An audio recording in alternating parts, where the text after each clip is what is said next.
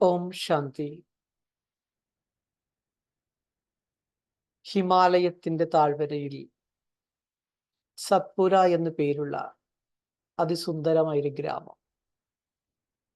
എല്ലാവരും വളരെ ശാന്തമായിരിക്കുന്നു. തികച്ചും ശാന്തമായൊരു ഗ്രാമം. അവിടെ ആരവ് എന്നു പേരുള്ള ഒരു യുവാവുണ്ടായിരുന്നു.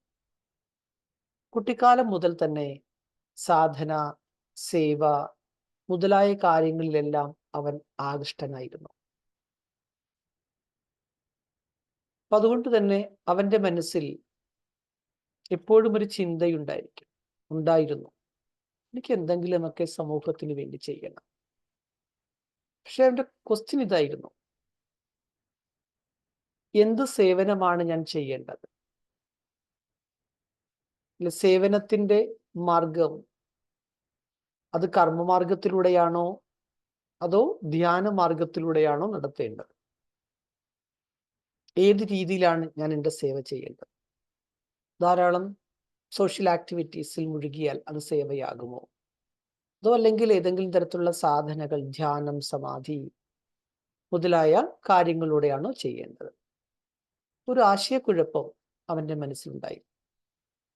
ഒരു ദിവസം അവൻ ഒരു സിദ്ധ സന്യാസിയുടെ അടുക്കൽ ചെന്നു.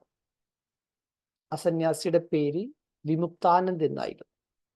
അപ്പൊ ആരവ് തന്റെ സംശയം അദ്ദേഹത്തോട് ചോദിച്ചു: ഗുരുദേവ്, ഞാൻ ഈ ലോകത്തിന്റെ സേവനം ചെയ്യാൻ ആഗ്രഹിക്കുന്നു.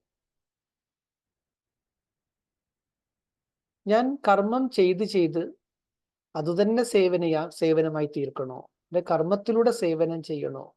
അതോ ധ്യാനത്തിന്റെ ആഴങ്ങളിലേക്ക് ഇറങ്ങിച്ചെന്ന് ഏതെങ്കിലും ബലം നിറയ്ക്കേണ്ടതായിട്ടുണ്ടോ? അല്ലെങ്കിൽ ആ രീതിയിലാണോ ഞാൻ സേവ ചെയ്യേണ്ടത്? അപ്പൊ സ്വാമിജി പുഞ്ചിരിച്ചുകൊണ്ട് പറഞ്ഞു: ഹേ വത്സ, ഈ ലോകത്തിൽ രണ്ട് മാർഗങ്ങൾ നടക്കുന്നുണ്ട്. ഒന്ന് കർമ്മമാർഗം. ആ കർമ്മമാർഗത്തിലൂടെ ബാഹ്യ തലത്തിലുള്ള സേവനം നടക്കുന്നു. എന്നാൽ ഒരു വിഹംഗ മാർഗമുണ്ട്. അതിലൂടെയുള്ള സേവ ആന്തരികവും അതുപോലെ ദിവ്യവുമായിരിക്കും. വിഹംഗം എന്നതിന്റെ അർത്ഥം പറക്കുക എന്നാണ്.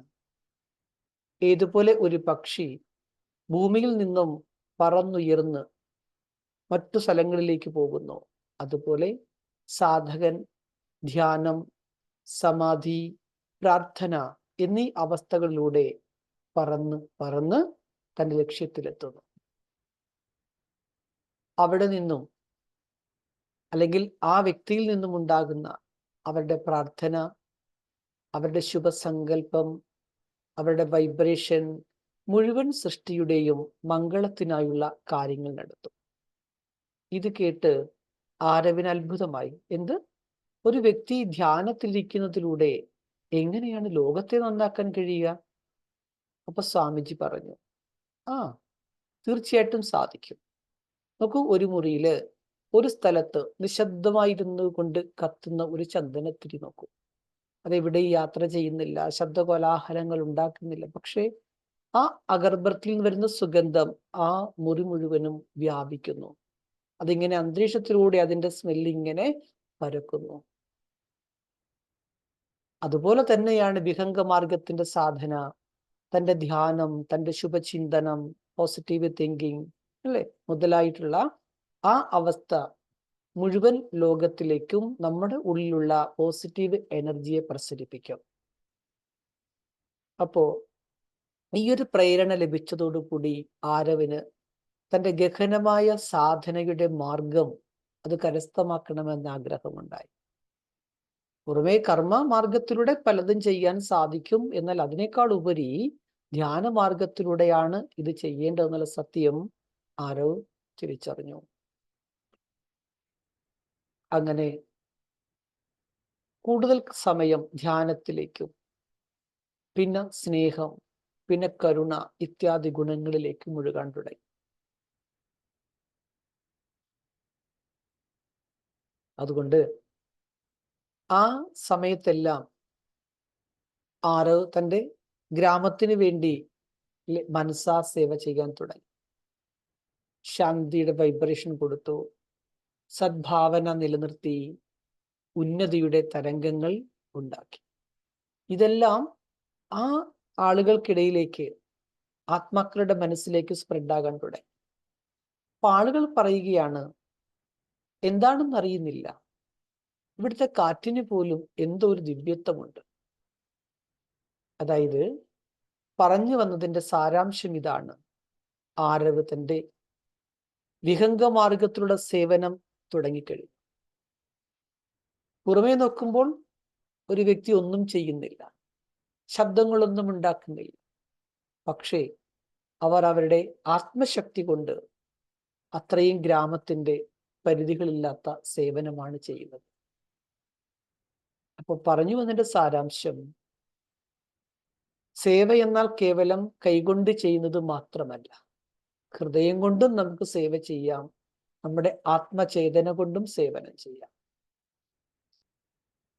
ഏതൊരാത്മാവാണോ ധ്യാനത്തിലിരുന്നു കൊണ്ട് സമ്പൂർണ്ണ സൃഷ്ടിക്ക് വേണ്ടി ശുഭഭാവന ചെയ്യുന്നത്, പോസിറ്റീവായിട്ട് ചിന്തിക്കുന്നത്, അതും ഒരു മഹത്തായ സേവനം തന്നെയാണ്. ആ ധ്യാനം ചെയ്യുന്ന വ്യക്തി നല്ലൊരു സേവകനുമാണ്. വിഹംഗമാർഗത്തിലുള്ള സേവനം ശബ്ദത്തിലൂടെയല്ല, അത് മൗനത്തിലൂടെയാണ് നടക്കുന്നത്. അതിൻ്റെ പ്രഭാവം അന്തരീക്ഷം മുഴുവനും വ്യാപിക്കും. മുഴുവൻ അന്തരീക്ഷത്തെയും അത് ദിവ്യതയുള്ളതാക്കി തീർക്കും.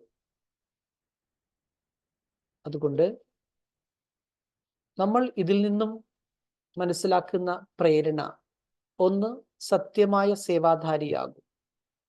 അതായത് ആത്മപരിവർത്തനത്തിലൂടെയല്ലാതെ വിശ്വപരിവർത്തനം ഒരിക്കലും സംഭവ്യമല്ല. സേവനം എന്നത് കേവലം കർമ്മത്തിലൂടെ മാത്രമല്ല, സ്വഭാവ സങ്കല്പത്തിലൂടെയും ആകണം. പിന്നെ വിഹംഗമാർഗത്തിലുള്ള സേവ, അതായത് നമ്മുടെ സേവനം തീവ്രഗതിയിലുള്ളതാക്കി മാറ്റണം. പക്ഷി ആകാശത്തിൽ പറക്കുന്നു, ദൂര സ്ഥലങ്ങളിൽ എത്തുന്നു. അതുപോലെ വിജ്ഞാനം, സങ്കല്പം, യോഗബലം, ഇതിലൂടെ നമുക്ക് ഈ വിശ്വം മുഴുവൻ വ്യാപിച്ചിരിക്കുന്ന മുഴുവൻ ലോകത്തിൻ്റെയും സേവനം ചെയ്യാൻ സാധിക്കും. മറ്റൊന്ന്, രൂപബസന്ത്, ഇതിന്റെ ബാലൻസ് വയ്ക്കൂ. രൂപ് എന്നാൽ യോഗയുക്തം, ശക്തിശാലി ആത്മിക സ്ഥിതി. ബസന്ത് എന്നാൽ ആകർഷണീയമായിട്ടുള്ള വ്യവഹാരം. പിന്നെ സന്ദേശം നൽകുവാനുള്ള കല. ഇതിന് രണ്ടിൻ്റെയും സന്തുലനം തന്നെയാണ് സേവനത്തിന് പ്രഭാവം ഉണ്ടാക്കുന്നത്. പിന്നെ യോഗബലത്തിലൂടെയുള്ള സേവ, കേവലം വാക്കുകൾ കൊണ്ട് മാത്രമല്ല, തൻ്റെ ഓർമ്മ, നമ്മുടെ സങ്കല്പം, ദിവ്യമായ വൈബ്രേഷൻ, ഇതിലൂടെയെല്ലാം നമുക്ക് സേവനം ചെയ്യാൻ സാധിക്കും. അപ്പൊ സൈലൻസിന്റെ ശക്തിയെ പ്രയോഗത്തിൽ കൊണ്ടുവരിക. പിന്നെ മറ്റൊന്ന്, ആന്തരികമായിട്ടുള്ള നമ്മളിൽ എന്തെല്ലാം അവഗുണങ്ങളുണ്ടോ ആ അവഗുണങ്ങളെയെല്ലാം ഈശ്വരീയ യജ്ഞത്തിൽ സ്വാഹ ചെയ്യൂ. അതായത് ഈശ്വരന്റെ ഓർമ്മയിൽ അതിനെല്ലാം കത്തിച്ചു കളയും. തൻ്റെ പഴയ സംസ്കാരങ്ങൾ, നകാരാത്മകമായ സ്വഭാവങ്ങൾ, പെരുമാറ്റങ്ങൾ, ഇതൊക്കെ ഒരു എള്ളായിട്ട് സങ്കല്പിക്കുക, നെയ്യായിട്ട് സങ്കല്പിക്കുക. ഇതൊക്കെ യാഗ അഗ്നിയിൽ സമർപ്പിക്കപ്പെടുന്ന യജ്ഞവസ്തുക്കളെ പോലെ ഇതെല്ലാം അതിൽ കരിച്ചു കളയും. പിന്നെ അടുത്തത്, സംഘടിത രൂപത്തിലുള്ള സേവ. എല്ലാവരും ചേർന്നിരുന്നു കൊണ്ട്, എല്ലാവരുടെയും പരസ്പര സഹകരണത്തിലൂടെ ഒന്നിച്ചിരുന്നു കൊണ്ട് നമ്മൾ സേവനം ചെയ്യൂ, മെഡിറ്റേഷൻ ചെയ്യൂ. അപ്പോൾ തീർച്ചയായിട്ടും ആത്മപരിവർത്തനത്തിന്റെ സേവ വളരെയധികം ഈസിയായി നടക്കും. സംഘടിത രൂപത്തിലുള്ള സർവീസും ഇതിനാവശ്യമാണ്.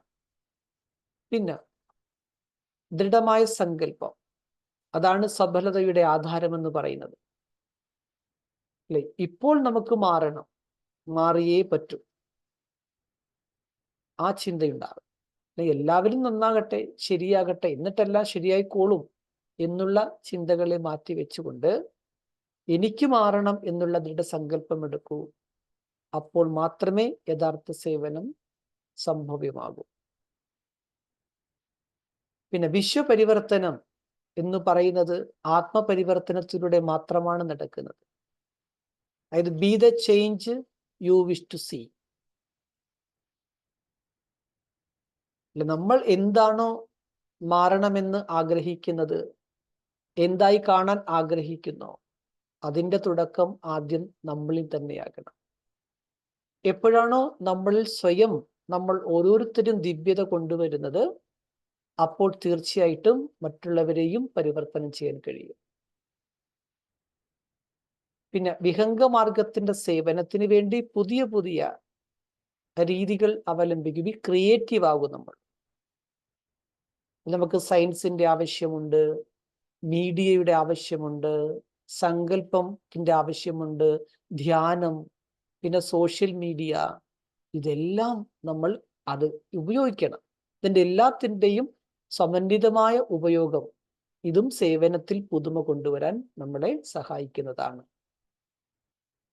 അങ്ങനെ നമ്മൾ ചെയ്യുന്നതിലൂടെ നമുക്ക് ബാഹ്യമായി ഒത്തിരി കാര്യങ്ങൾ ചെയ്യാൻ സാധിക്കും. അതിനേക്കാൾ ഉപരി ആന്തരികമായും ഗുപ്തമായും സൂക്ഷ്മത്തിലും ചെയ്യാൻ സാധിക്കും. അതുകൊണ്ട് സേവനം ചെയ്യുന്നവർ ആരാണോ അവർ ശ്രേഷ്ഠരായിരിക്കണം. അവർ സ്വയം നിരന്തരം സ്വയത്തെ പരിവർത്തനപ്പെടുത്തുന്നതിൽ ജാഗരൂകരായിരിക്കും. അതിലൂടെ അവർ മറ്റുള്ളവരെയും അഥവാ ലോകത്തെയും പരിവർത്തനപ്പെടുത്തും. അതുകൊണ്ട് ഈശ്വരൻ നമുക്ക് നൽകുന്ന ഒരു മഹത്തായ വരദാനമാണ് വിഹംഗമാർഗത്തിന്റെ സേവനത്തിലൂടെ വിശ്വപരിവർത്തനത്തിന്റെ കാര്യത്തെ സമ്പന്നമാക്കുന്ന സത്യമായ സേവാധാരിയായി ഭവിക്കൂ. ഓം ശാന്തി.